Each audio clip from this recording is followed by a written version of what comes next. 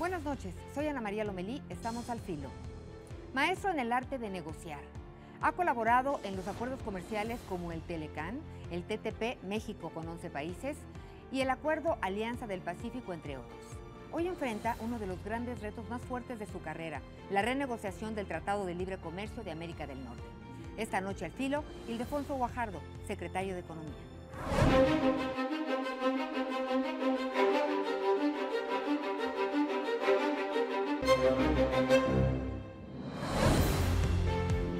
Bienvenido, secretario Ildefonso Guajardo, secretario de Economía de México. Gracias por acompañarnos. Muchísimas gracias, Ana María, por invitarme. Yo quisiera iniciar platicando del arte de negociar, que tú ya eres experto. Tan solo como un dato, vamos a hablar de esos 4 años que te fuiste a Washington solo para trabajar el Tratado de Libre Comercio de Norteamérica. Háblanos de esta arte de negociar.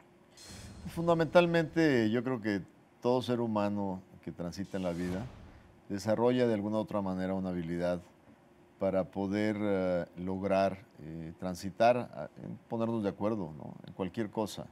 Y en eso yo creo que los elementos fundamentales que tienes que tener es tener claridad de a dónde quieres llegar, tratar de conocer con quien estás negociando y ponerte también a veces en sus zapatos, porque lo que no puedes hacer es tratar de arrinconar a alguien con el que quieres obtener un buen acuerdo y no darle ningún margen de maniobra, porque a veces eso tiene consecuencias malas para ambas partes. Para todos, sí. Para ambas partes. Entonces. Secretario, acabas de regresar de Canadá y te quiero preguntar, ¿cómo estamos con Canadá? Porque ahora que estuvo el primer ministro Trudeau con el presidente Trump, la verdad yo no lo sentí muy claro con respecto a la posición nuestra en el TLC. Porque de que somos tres, somos tres. Imagínate que vas a Washington y todas las visitas previas habían sido un desastre, inclusive los intentos de visita, como nos ocurrió a nosotros. Entonces, tienes que cuidar la coreografía paso a paso, porque el personaje al que vas a visitar tiene un grado alto de impredecibilidad. Y entonces ellos fueron muy cuidadosos, tenían un gran aliado, el ex primer ministro Mulroney, y él conoce muy bien al presidente norteamericano, entonces les dio muchos consejos de su personalidad, de cómo arreglar la visita, y uno de ellos es evitar cualquier tema que por naturaleza sea confrontacional. Entonces, si te fijas, no hablaron de los inmigrantes sirios que fueron acogidos en Canadá, que para el diálogo de Washington, pues eso es un tema pues, muy difícil por lo que representa. Entonces, evitaron hablar de cualquier cosa que presentara una dinámica negativa. E inclusive, convenientemente, el primer ministro no quiso entrar a los temas de México, porque también Canadá tiene una posición distinta. Entonces, por eso la sensación que se generó y los analistas pensaron pues que Canadá nos estaba dejando un poco solos en el camino, cosa que fuimos a Canadá y se aclaró perfectamente que esta es una negociación trilateral y que con Canadá contamos con un aliado importante en este proceso. Ahora que hablabas de hay que ponerse en sus zapatos, también yo me ponía en tus zapatos cuando fuiste a Estados Unidos recién el presidente Hace 3 Trump. semanas. Que bueno, pues decimos, bueno, van nuestros secretarios de Estado, nuestros representantes. Todavía no va muy claro con quién van a cabildear, con quién van a estar, pero bueno, son nuestros secretarios de Estado. Y por el otro lado estaba el presidente Trump y su conferencia de prensa, pues tan incómoda para nosotros cuando se refiere entre el muro y a que abusamos del Tratado de Libre Comercio nosotros. ¿Y que quién lo paga? No. Eres secretario de Estado, pero primero que nada eres mexicano. Sí. ¿Cómo te sentías, secretario? Entre tú y yo, dime, porque debe de ser muy difícil. Mira, lo primero que toma tiempo entender es que la administración en Washington, por primera vez en la historia de las relaciones bilaterales, es una administración atípica. Es un conjunto de la mayoría de ellos, empezando por el presidente, que no tienen una historia en la política. Entonces, decimos siempre que el político es una especie difícil y es una especie a veces criticable, pero todavía el político profesional. Pero más difícil es el no profesional, porque ese es menos predecible. Y entonces, en ese sentido, creo que tuvimos que entender que estábamos lidiando con otro tipo de gente en términos de su experiencia y de su estrategia. Cuando tú vas a una visita así y de entrada aterrizas y sabes que mañana van a programar al día siguiente una emisión de 2 órdenes ejecutivas, una para el muro y otra para fortalecer la aplicación de las leyes migratorias, pues tradicionalmente en diplomacia tú entenderías que fue planeado para recibirte con un descontón en la cara, ¿no? Ujú. Pero ya cuando llegas y te das cuenta que el equipo que te está recibiendo, pues no es el que planeó la agenda y ni siquiera se dieron cuenta que en el programa de 100 días coincidía con la visita de la primera delegación mexicana a 4 días de iniciar la administración, pero realmente te das cuenta que es más bien un problema de no estar ligando la operabilidad día a día de lo que se está haciendo en estrategia. Y la verdad es que ese día que llegamos fue un día increíblemente productivo. Entramos a las 9 de la mañana de la Casa Blanca y salimos a las 6 de la tarde. Y nos dieron un espacio ahí que yo he ido muchas veces en 25 años a la Casa Blanca y siempre entras con una etiquetita y te sientas en una salita, vas a ver a quién vas a ver si vas para afuera. No, aquí acampamos, acampamos 9 horas. Y ahí tuvimos la oportunidad de saludar a todos los que legalmente podíamos saludar, porque si un secretario de Estado no está ratificado, pues no puede hacer ninguna interacción con un agente de un gobierno extranjero. Entonces vimos a todos, vimos a Bannon, vimos a Jared, el yerno de Trump, estuvimos ahí con el nuevo jefe de la política comercial de la Casa Blanca, que es Navarro, Peter Navarro. Saludamos a la gente que está en el National Economic Council, que es el Consejo Económico Nacional, que es el señor Cohn, que viene de Goldman Sachs. Entonces realmente tuvimos una visión muy amplia. Y hay gente muy seria, hay gente muy conocedora de Que cómo sí funciona sabe, la o sea, economía, que tiene mucha experiencia, mucha más experiencia que otros que no habían tenido experiencia gubernamental. Y te das cuenta que hay un debate interno sobre la definición de estrategias hacia adelante y que hay muchas cosas que todavía no están claramente visualizadas. Dijiste que se va a renegociar el tratado en junio. ¿Cómo llega la economía mexicana a esta renegociación y qué sí vamos a renegociar y qué no? Tu pregunta es fundamental. En el momento que nos sentemos, que tengamos todos ya la visión de lo que vamos a hacer, sería muy importante que definamos los objetivos de esta negociación. O sea, ¿qué queremos cambiarle a NAFTA? ¿Dónde queremos modernizarlo? ¿Dónde queremos fortalecer la atracción de mayor inversión y generación de empleos en contenido regional en las cadenas de producción? Y esa visión también nos debe de llevar para tener claridad en lo que no nos vamos a meter. Cosas que podrían ser desastrosas, como reabrir el debate de reintroducir aranceles, cosa que hoy nuestro comercio es libre de aranceles. Entonces, si tú abres ese debate y dices, no, pues fíjense que yo quiero ponerle un arancel a los automóviles, bueno, el problema es que yo voy a tener filas aquí que me van a pedir protección. Los del maíz van a decir, pues también ponle aranceles al maíz y también ponle aranceles a tal cosa. Y vamos a terminar descuartizando lo que nos ha funcionado también durante 20 y tantos años. Oye, ¿a qué se refiere el presidente Trump cuando dice que México abusó del NAFTA, de este tratado? Mira, la verdad es que cuando tú analizas demasiado superficialmente las cosas, una cosa es el atractivo político de utilizar en una campaña el uso de cierta información que superficialmente te puede generar ciertas simpatías. Sí, que es populista.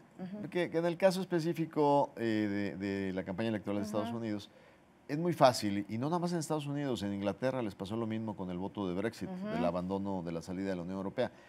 Siempre en la transformación y en la dinámica de globalización, y sobre todo la revolución tecnológica, la mecanización, la robotización de las líneas de producción, hay perdedores. Hay perdedores naturalmente, porque hay generaciones que se formaron para trabajar en una línea de producción que de repente ahora en la industria automotriz son robots los que hacen una buena parte del trabajo. Entonces resulta que pensaste toda tu vida que ibas a estar 30 años trabajando para General Motors y de repente se redujo el trabajo. Entonces esa afectación a veces es explotada con definir, no, ves que tu trabajo lo perdiste porque se lo llevaron a México y se han perdido tantos empleos manufactureros. Son verdades a medias realmente. Sácame de una duda. Si Estados Unidos tiene problemas con su balanza comercial, pues es con China, no con México. Pero fíjate, Eso no lo entiendo. Hubo un artículo esta semana de un grupo muy serio de economistas norteamericanos que cuestionan profundamente preocuparnos de la balanza comercial es no entender que el mercantilismo comercial ya lo superamos. Lo que hay que ver es que hay quien todavía no entiende esa parte, ¿no? Sí. Sí. Ese es el problema. Si tú analizas, por ejemplo, sí, efectivamente, nosotros tenemos un superávit con Estados Unidos casi de 60,000 millones de dólares. Correcto. Pero si tú analizas, hay otros factores donde Estados Unidos es el líder. Por ejemplo, nosotros les pagamos por patentes que ellos inventan. Ponle tú, nosotros aquí producimos cosas, pero la patente de esa producción o del invento se las tenemos que pagar y eso se refleja en la cuenta de servicios, no en la cuenta comercial. Todos los temas de financiamiento, el servicio de la deuda, pues los pagamos en la cuenta de servicios, no en la cuenta de mercancías. Y entonces, cuando tú analizas la cuenta de servicios, nuestro déficit con ellos es como de 10,000 millones de dólares y creo que está subestimado. Pero además hay otra cosa que no se cuenta en la balanza comercial.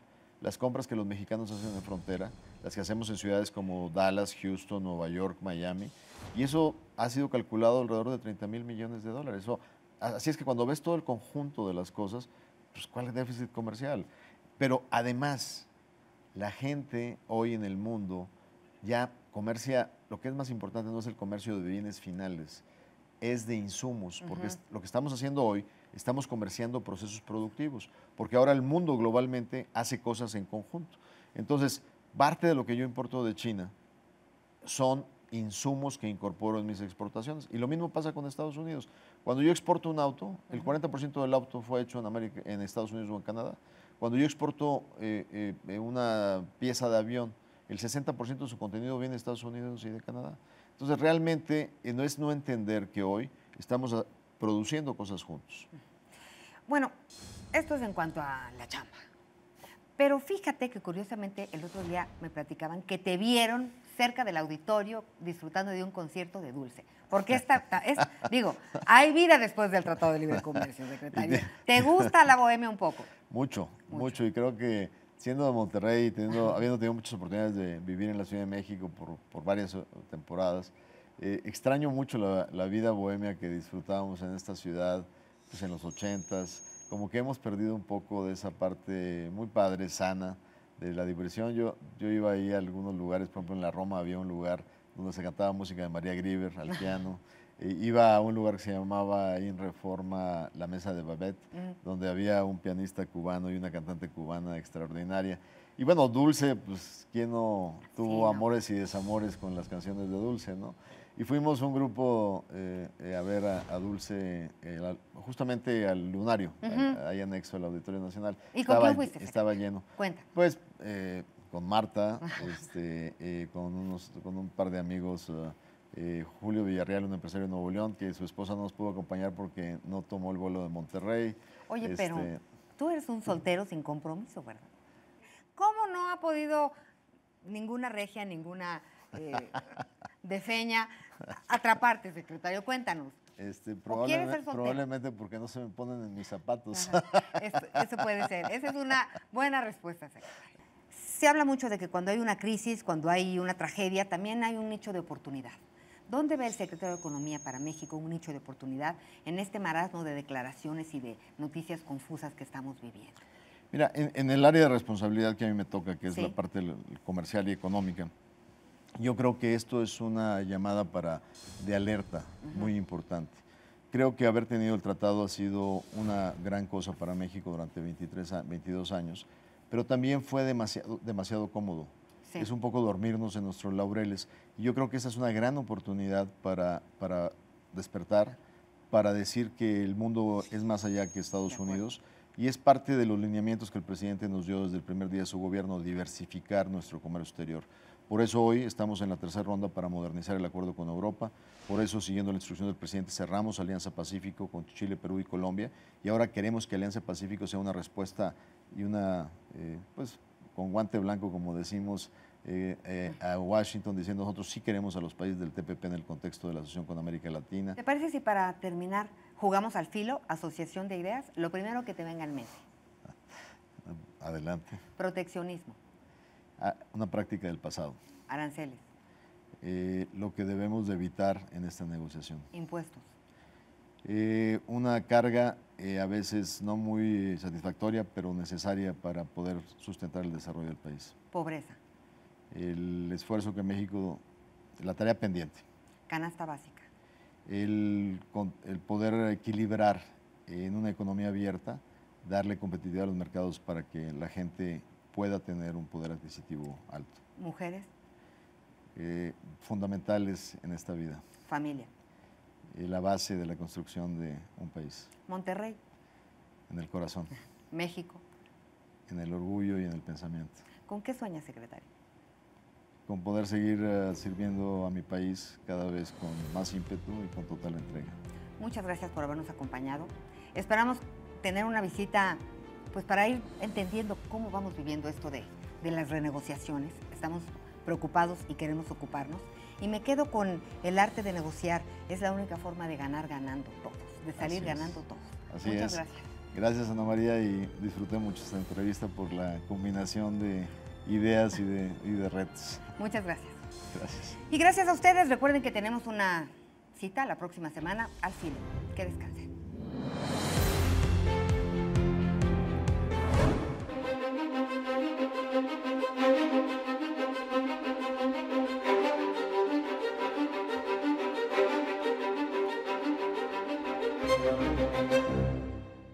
La Constitución de la Ciudad de México ya fue promulgada.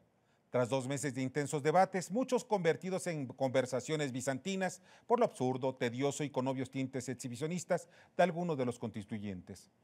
El saldo, después de la lucha de vanidades políticas, fue positivo. Se aprobó una constitución con novedades como la revocación de mandato, así como el fin de los fueros a funcionarios públicos. Sin embargo, como generalmente ocurre en este tipo de legislaciones, no todo el mundo está de acuerdo en varios de los capítulos. Llegarán a la Suprema Corte en las próximas semanas impugnaciones a la Carta Rectora de la vida política y social de la capital del país. Hay puntos polémicos que afectan a grupos sociales, entre ellos el clero. Esta Constitución entrará en funciones en septiembre del 2018, por lo que la Asamblea Legislativa y el futuro Congreso local tendrán que adecuar más de 250 leyes secundarias y reglamentos. Claro, le darán preferencia a los ordenamientos electorales que son prioritarios para la clase política. Para esta, las leyes penales, educativas y laborales son irrelevantes.